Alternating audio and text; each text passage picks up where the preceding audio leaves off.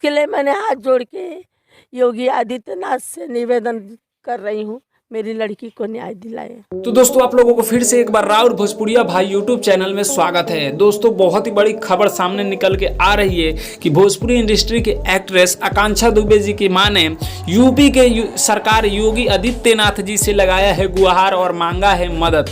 दोस्तों अब देखने वाली बात ये होगी कि क्या यूपी के सरकार योगी आदित्यनाथ जी आकांक्षा दुबे जी की मां की करेंगे मदद और दिलाएंगे आकांक्षा दुबे जी को इंसाफ, ये देखने वाली बात होगी।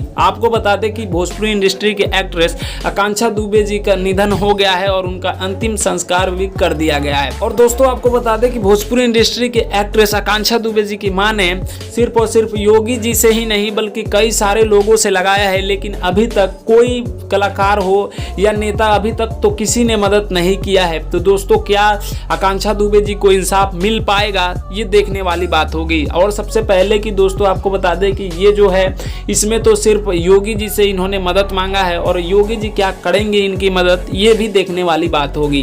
तो दोस्तों अगर आप भी आकांक्षा दुबे जी के एक फैन है तो नीचे कमेंट बॉक्स में उनके आत्मा के शांति के लिए ओम शांति जरूर लिख देना। तो दोस्तों मैं सूरज पासवान, आप लोग देख रहे थे राउर भोजपुरिया भाई। तो दोस्तों आप सभी से मिलते हैं नेक्स्ट वीडियो में, तब तक के लिए जय हिंद जय भोजपुरी।